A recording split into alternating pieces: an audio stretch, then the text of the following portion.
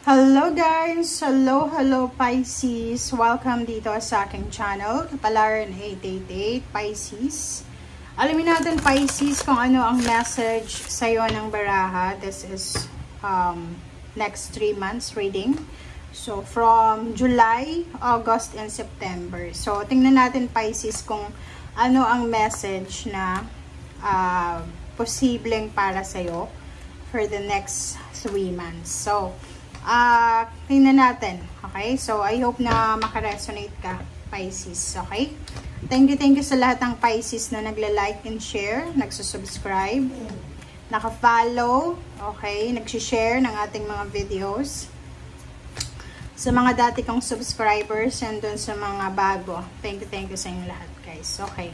So, Pisces, tingnan mo ang energy na para sa'yo. Okay. Kumuha tayo dito ng 3 cards. Because this is your highlight. Heart chakra.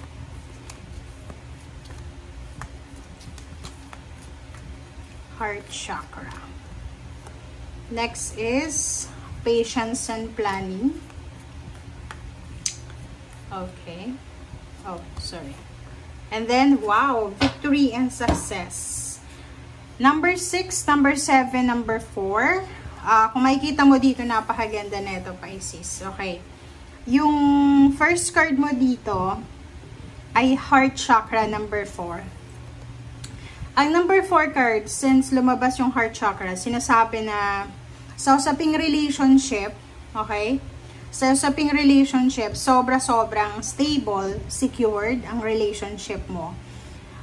Ibig sabihin yan, pwedeng may magse-celebrate ng 4th wedding anniversaries, monthsaries, merong kasal, merong magpapatayo ng bahay, merong Pisces na posible, like maybe 4 years ago or 4 months ago, nakaranas ka ng sobrang pain and heartaches, diba? Like sa relationship mo with yourself, with someone else, with your family, with friends, acquaintances, or kung sino man. But now, sinasabi, this is a recovery, okay? Emotional recovery siya. So, overall recovery. Kung saan ka mang estado ng buhay mo nasaktan, etong heart chakra na to, nagsasabi sa'yo na lahat ng pain and heartaches na yan ay posibleng maging settled na yan this next 3 months.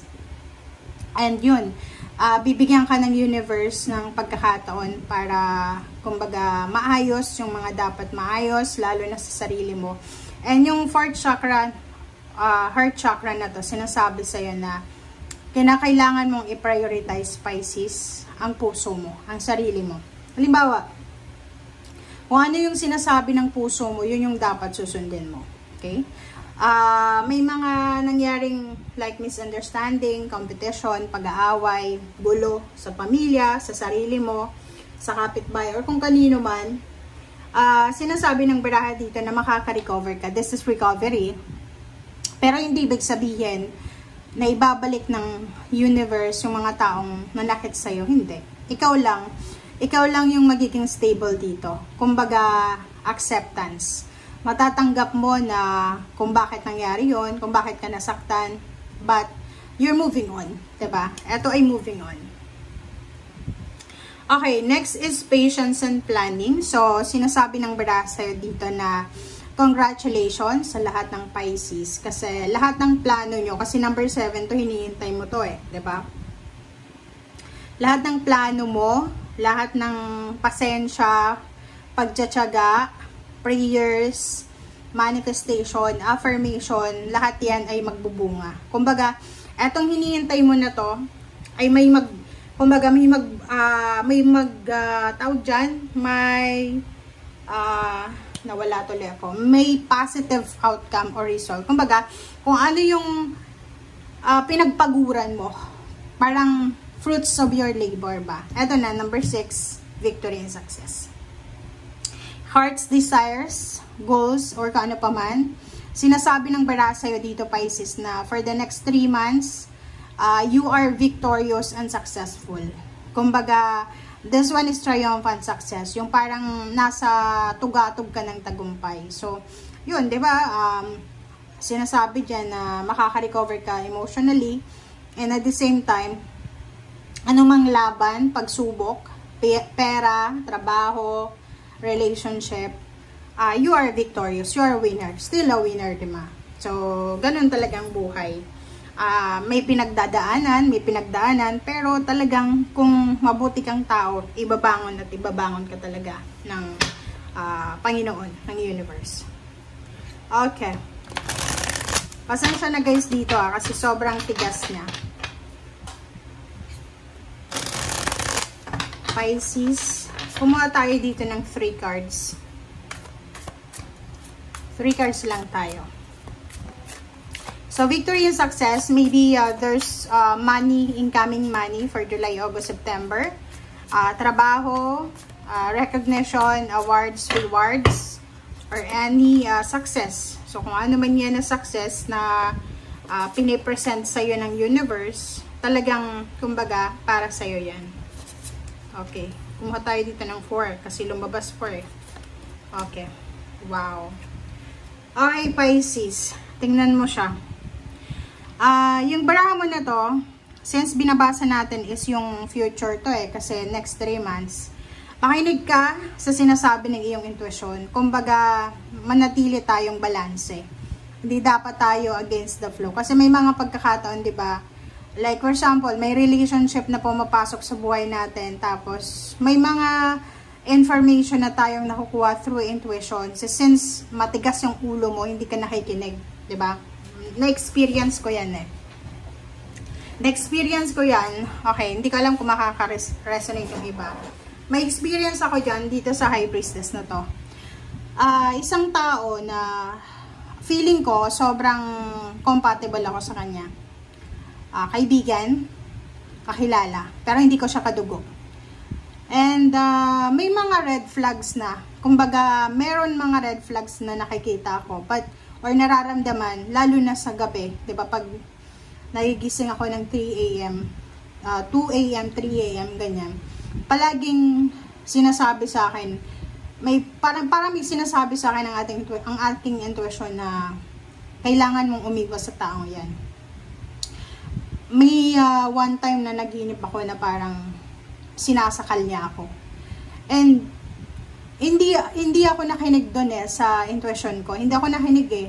Mantigas kasi yung ulo ko. So, sinabi ko sa sarili ko, maybe just warning or bad dream or paano pa man. Pero, sabi ko na mabuti yung intention ko. So, walang masamang tinapay sa akin eh. So, yun. Nagtiwala. Buo yung tiwala ako kasi yung pinakita sa akin, sobrang ganda. Talaga yung maskara, sobrang ganda. And ngayon ko na-realize, sa kasalukuyan, na-realize ko na talaga pag hindi tayo nakinig sa ating intuition, magsisisi ka sa bandang huli. Kasi tama yung panaginip ko. Lahat ng nangyari sa panaginip ko, nangyari yon sa katotohanan. 'Di ba? Hindi mo man siya kakilala, hindi mo na, like for example, pumasok lang siya sa buhay mo just because may connection siya sa kamag-anak mo. Hindi mo naman siya kadugo. Pero sobrang tiwala binigay mo, pinapasok mo sa bahay mo, pinagkatiwalaan mo ng pera, pero parang ninakawan ka ng dangal, 'di ba? Yung parang sinira ka, in-slander ka, parang ganun. But sinasabi ng bara sa'yo na sana wag mangyari yon sa'yo, Pisces. Sana wag mangyari. Kaya kailangan mo makinig sa sinasabi ng intuition mo. Okay? Pag may red flags na guys, wag na nating kontrahen yung universe. Kasi 'di ba? Aminin niyo 'yan, sobrang guilty kayo eh. 'Di ba? Parang meron ng mga sign eh na etong taong to hindi to magandang ugali niya, ganyan ganito. Pero since mabuti kang tao, lahat na lang wino-welcome mo. So 'yun, parang walang silbi yung intuition mo kasi hindi ka nag-follow. Okay. Next card natin dito is Ace of Wands. So yun, exciting yung paparating sa'yo, Pisces. So ihanda mo yung sarili mo, prepare yourself para sa exciting na mangyayari. So yun nga, victory, success, maybe travel, unplanned travel or planned travel, relocation, salary increase, higher position, new baby, new members ng family. Maraming celebration na posibleng isa-celebrate ka na sobrang exciting. And Four of Swords, sinasabi ng baraha, for the next 3 months, Pisces, you need to take care of your body. Physical body, mind, and spirit. So, ibig sabihin, kailangan mong i-focus yung sarili mo, prioritize yourself. Okay? Kailangan mong ayusin ang iyong health, ang iyong mind, body, and spirit. Spiritual, kailangan mas maging strong yung connection mo sa iyong spiritual na paniniwala. And don't forget na magpahinga. If napapagod ka, magpahinga ka. Isipin mo na kailangan yun ng katawan mo eh. Kasi pag, di ba tayo, pag hindi naman kailangan ng katawan natin ng pahinga, hindi tayo napapagod. Pero pag feeling mo palagi kang pagod, there's something wrong sa katawan mo. Or meron kang problem. So, if may masakit, you consult professional like doctors or kano pa man. So, Four of Swords, kailangan din na maging peaceful at peace ka. Stay away from negativity, from drama.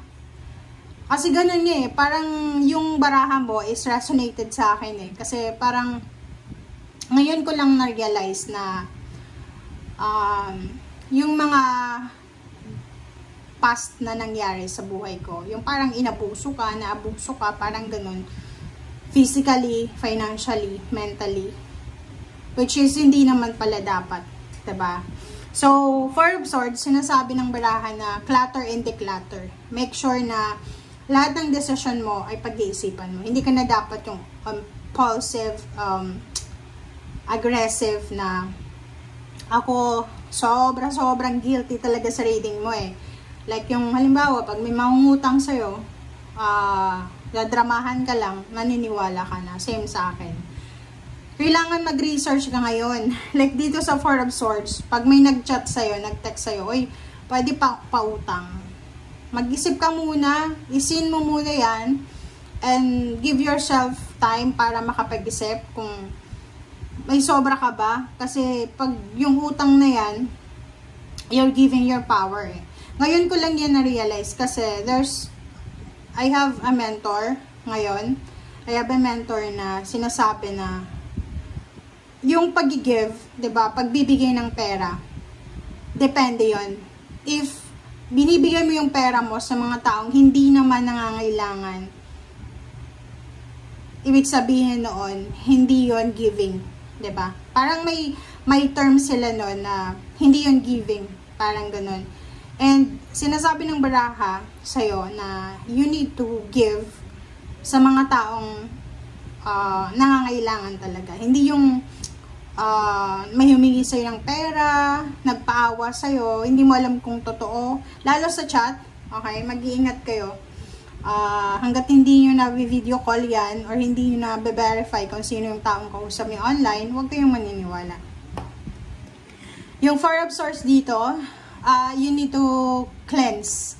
Cleansing to clear out negativities, vibration. Kasi parang like yung iwasan nyo, nakakaramdam ng low vibration, diba? Yung parang feeling nyo ang hina ng vibration nyo. Mahirap kayong makapick up, parang ganun. Or masama pakiramdam nyo. Or parang nagiging negative ka. May mga taong negative na pumapasok sa buhay mo and parang feeling mo, na-adapt mo na yung ugali nila. So, you need to be careful. Okay, you need to cleanse. Clutter and declutter sa bahay. July, August, September. So, kung nasa Europa ka, America, diba, summertime, kailangan mo maglinis, diba? So, yung mga winter clothes or yung mga kobrekama, yung mga bedsheet na pang winter, siguro kailangan mong labahan, itago, diba? Or kailangan mong maglinis talaga. And sa sarili natin, ganun din. We need to declutter and clutter yung mga tao sa paligid natin, yung thoughts, yung emotion. Kasi pag masyado tayong popular sa lahat, diba? And I learned also, my lesson, na mas importante na konti lang yung kaibigan. Konti lang yung kaibigan, at least, totoo sila sa'yo. Yung parang yung kaibigan talaga or kapamilya na totoo, yung pagkaharap mo kung ano yung pinapakita niya, pagtalikod mo, ganun din. Hindi yung pagkaharap mo sobrang buting, mabait na babae, tapos pagtalikod mo, lalo nangyayari yan sa mga chat group, GC, or sa Messenger. Pag log out mo, pag alis mo, ikaw naman ang pag-uusapan doon sa kabila. So, yan yung learned lessons ko na hindi ako dapat nagbibigay ng sobra-sobrang tiwala sa mga tao. And I need to be very, very careful. Same din sa'yo. Maging careful ka kasi ikaw din yung magdudusa niyan. Okay, the world card, yun, completion, accomplishment. So, meron kang ma-accomplish within the next 3 months, July, August, September. So, ihanda mo talaga ang sarili mo kasi exciting yung 3 months na yan. Tingnan mo tong the world card, maybe ma-accomplish mo yung dream country mo, makakapunta ka, dream job, or dream salary, parang ganon. Or kung naman siya. So, basta may kulang sa buhay mo ngayon habang nanonood ka, na posibleng ma-accomplish mo siya. And isa din sa message na sinasabi ng lahat ng barahan dito na lahat ng paghihirap, lahat ng pain and heartaches na yan, may kaakibat yan na karma. There's a good karma. Okay? So, pag may nararamdaman kayo na parang feeling nyo palagi na lang kayo nasasaktan, naaape, binabaksag, chinichismis, nananakawan, ayos lang yun. Just let it go, let God, and just be thankful. Kasi ako ganun eh, yung first time ko na naloko ako sa usaping pera or sa relationship, like sa mga friends and someone na nagtiwala ako. Parang feeling ko, may kasalanan ako sa Diyos. Diba? Parang iniisip ko, bakit, diba? Lahat ng binigay mo, lahat na binigay mo, pero nagawan ka pa rin ng masama. But, now I realize na, kaya pala, natapos yung relationship na yun, or natapos, or nangyari yung sitwasyon na yun, kasi, yung Diyos nag-intervene sa mga gusto mo eh, lalo sa akin. Diba? Yung hindi ako nakikinig sa aking intuition, may mga red flags. Nag-intervene talaga sa buhay ko, yung Panginoon. Yung parang enjoy ako na, diba? Enjoy akong makipag-usap, tumulong sa mga tao na alam ko, sa isip at puso ko, they are ungrateful. Pini-people please ko sila eh, parang ganon. But, parang in denial ako na kahit alam ko may ginagawa silang masama laban sa akin, sinasabi ko sa mga tao sa nakaharap ko na sila ay sobrang mabait, sobrang ganito ganyan. Parang gumagawa ako ng magandang image para sa kanila just to labanan, 'di ba? Just to fight my intuition, 'di ba? And sa huli, hindi talaga nagtatagal, pero yung Panginoon, ang universe, nagbigay talaga siya ng intervention eh. Nagbigay. Kaya sobrang thankful and grateful ako. Kasi, I was backstab, diba? Na backstab tayo, na slander tayo, na, ano bang tawag doon? Na-assassinate yung character natin, naloko tayo sa pera, nanakawan, na scam. But okay lang yun, kasi habang maaga pa, iniligtas na tayo ng Panginoon sa mga taong alam ng Panginoon na hindi maganda para sa atin. Diba? So, if ganun yung nangyari, wag tayong magalit, wag tayong mainis, just be thankful and grateful. Nung una ako ganun eh, nagalit ako eh, parang sabi ko, masama palang tumulong. Kaya ganun. So, simula ngayon, hindi na ako tutulong, no? Tapos, bigla, every night, pag-pray ko, nagpe-pray kasi ako ng, clearing ng mind ko eh. Parang sinasabi ko sa Panginoon na, Lord, sana ibigay mo yung peace and harmony sa puso at isip ko na, sana ipakita mo sa akin yung rason kung bakit nangyari ito. So, yun, paunti-unti, nakita ko yung clarity. Nakita ko lahat yung clarity. Kumbaga, pinakita sa akin ng Panginoon yung Four of Swords. And yun, ngayon, I learned my lesson. Learned lesson talaga siya. And sobrang thankful and grateful ako na nawala na. Yung parang di ba yung everyday ka nagpi-people please? Ako dati, di ba? Sorry kung kinikwento ko sa inyo kasi related to sa baraha mo eh. Ako dati yung everyday talaga, kailangan kong maglabas ng pera just to please them. Diba, parang kausap mo lang sa chat, tatanungin mo, ano ba yung stocks nyo ngayon, ganyan. Kahit, diba, just to please them. Parang pagkausap mo sila, kailangan bayaran mo sila. Diba, parang gano'n. So, I realize ngayon na kahit hindi mo na sila kausap, kahit wala na silang connection sa'yo, sobrang peace of mind yung nararamdaman mo. So, ganun. If you are experiencing this situation, resonated ka dito. And, sobrang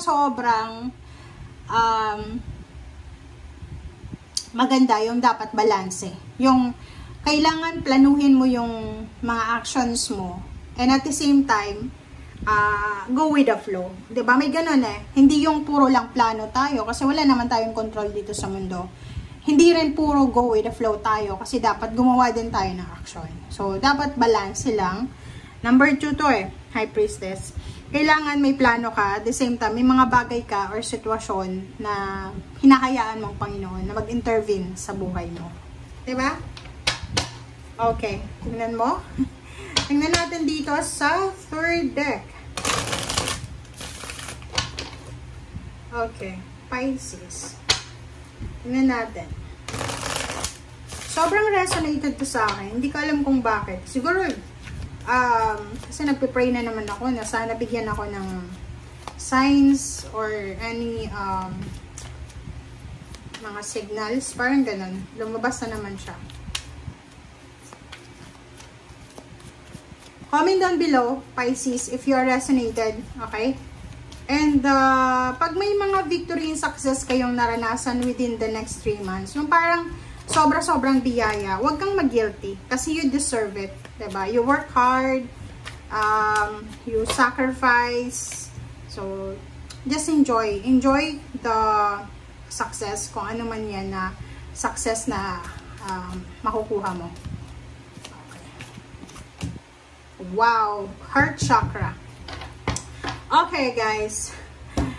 Pisces, Emperor, victory and success. 4 of Swords is 44, balance. 44, stability. Diba? And 5 of this. So, comment down below. Marami ka bang pera dati? Or siguro kumikita ka dati ng sobrang mataas yung sweldo mo. Maybe may negosyo ka, mataas yung sweldo mo dati. Or maybe mataas yung posisyon mo sa trabaho. Sinasabi ng birahe sa'yo dito na yung problema sa pera, if you are having financial problems or wala ka namang problema sa pera, basta nahirapan ka lang mag-manage kung ano yung ganito-ganyan, sinasabi ng birahe na yung perang nawala sa'yo, it's either na-scam ka, it's either na nanakawan ka ng pera, posibleng bumalik yan sa'yo. The Emperor, sinasabi ng baraha na you will have the power, you will have the authority. Okay, so maybe meron dito sa inyo, Pisces, na yun, mapopromote, tataas yung posisyon sa trabaho, tataas yung sweldo, yung income, like kung may business ka, makaka-recover ka from financial problems, kung may mga financial problems. Pero kung wala namang financial problems, yung mga nangutang sa'yo, umutang sa'yo, siguro magbabayad na sila. Or yung iba na nanloko sa'yo, ninakawan ka, or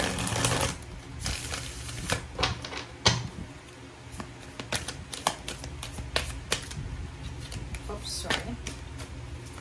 Oh. King of Wands. Nakikita natin dito, Pisces, for the next 3 months, sobrang busy ka sa trabaho. Abalang-abala. Wala kang oras para sa mga negativity. So, nakikita ko pagdating ng December, sobrang, ang dami mong pera. December talaga. December, October, November, December. Sobrang dami mong pera. Wow! Ang ganda! Guys, okay. So, Pisces, kung makikita mo dito, may mga nakahangkang plano. It's either nakahangkang trabaho, like yung iba, gustong bumili ng sasakyan, or maybe gustong mag-travel around the world, or gusto mag-travel, or lumipat ng bahay sa mas stable, secured, ganito. May progress na mangyayari within the next 3 months. So, yung King of Wands, sinasabi ng baraha sa'yo na magfo-focus ka sa trabaho. trabaho, yun yung pinaka-focus mo sa ngayon. And may bibili ng sasakyan, may magta-travel, may magre-relocate. Lahat ng plano, nanahang. Like yung pagta-travel mo, paglilipat bahay, pag-a-apply ng